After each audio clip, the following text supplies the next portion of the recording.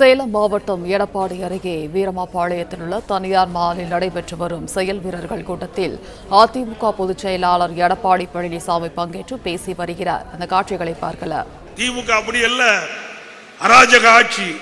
எப்பொழுது ஆட்சிக்கு வந்தாலும் அராஜக ஆட்சி, அதிகாரத்தினுடைய பலத்தை காட்டுகிறார்கள். தாய்மார்களே, எதற்கும் அஞ்ச வேண்டியதில்லை. இந்த 1000 ரூபாய் உரிமை தொகை உங்களை எவராலும் நிறுத்த முடியாது. நிறுத்தினால் அந்த அதிகாரி சஸ்பெண்ட் ஆகி டிஸ்மிஸ் ஆகிவிடுவார்.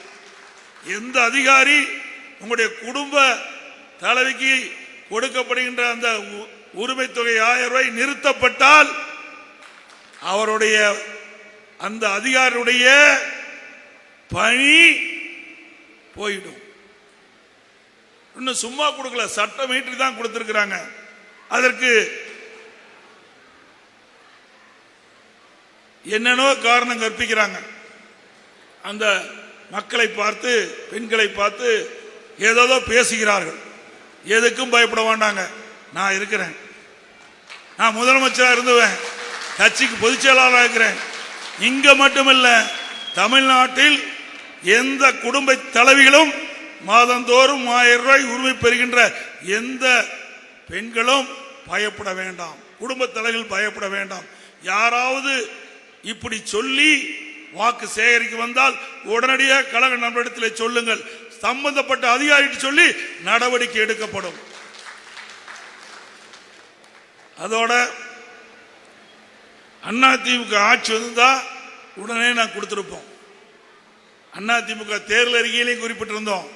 ஆட்சிக்கு வந்தவுடன் எல்லா குடும்ப தலைவர்களுக்கும் 1000 ரூபாய் ஊக்கத்தொகை மாதந்தோறும் கொடுக்கப்படும் என்று சொன்னோம். ஆனா நம்ம பகுதியில் ஓட்டு போட்டீங்க, பல பகுதியில் வாக்கு சரியா நமக்கு விழாத காரணத்தினால நமக்கு குறைந்த எண்ணிக்கையில் தான் வெற்றி பெறுத்தது. ஆனால் 520 அறிவிப்புகளை கவர்ச்சிகரமாக அறிவித்துவிட்டு ஆட்சிக்கு அமர்ந்த கட்சி திமுக கட்சி. இதுவரைக்கும் நிறைவேற்றவே இல்லை. ஒரு 10% கூட நிறைவேற்றல. அத்தனையும் பொய். 100 நாள் வேலை திட்டம் 180 நாளா உயர்த்தினாங்க. யாருக்கு உயர்த்தல? ஆட்சிக்கு வந்து சம்பளம் உயர்த்தப்படும். 100 நாள் வேலை திட்டத்தில் பணிபுரிகின்ற பெண் ஊழியர்களுக்கு அதுவும் இல்லை.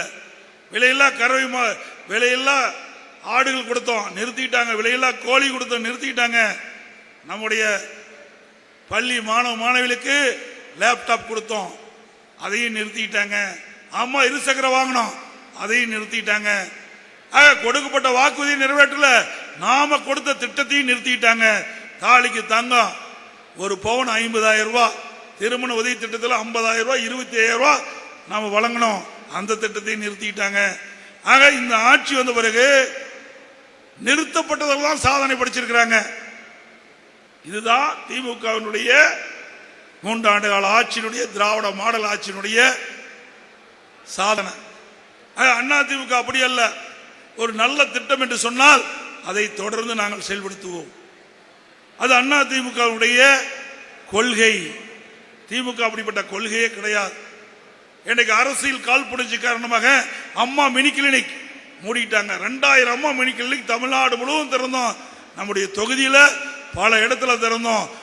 அதுவும் அரசியல் காழ்ப்புணர்ச்சி காரணமாக அந்த ஏழை எளிய மக்களுக்கு அந்த பகுதியிலேயே அம்மா மினி கிளினிக் திறக்கப்பட்டு அங்கே சிகிச்சை அளித்து வந்தோம். அந்த திட்டத்தையும் ரத்து பண்ணிட்டாங்க. இப்படி பல திட்டங்களை ரத்து பண்ண அரசாங்கம் அதிமுக அரசு. அது மட்டுமல்ல, நம்ம அரசு பள்ளியை படிக்கின்ற மாணவ செல்வங்கள் MBBS டாக்டர் ஆகணும், பல் மருத்துவர் ஆகணும். 7.5% உள்ளடக்கு உள்ளு இடஒதுக்கீடை கொண்டு வந்து சட்டம் இயற்றப்பட்டு அமுல்படுத்தப்பட்டு இன்னைக்கு 2160 பேர் படிக்கிறாங்க. நம்ம தொகுதியிலிருந்து மட்டும் கிட்டத்தட்ட இது வரைக்கும் ஒரு 35-40 பேர் இந்த 7.5% உள் இடஒதுக்கீட்டில் இடம் கிடைச்சி MBBS படிக்கிறாங்க, பல் மருத்துவராக படிக்கிறாங்க.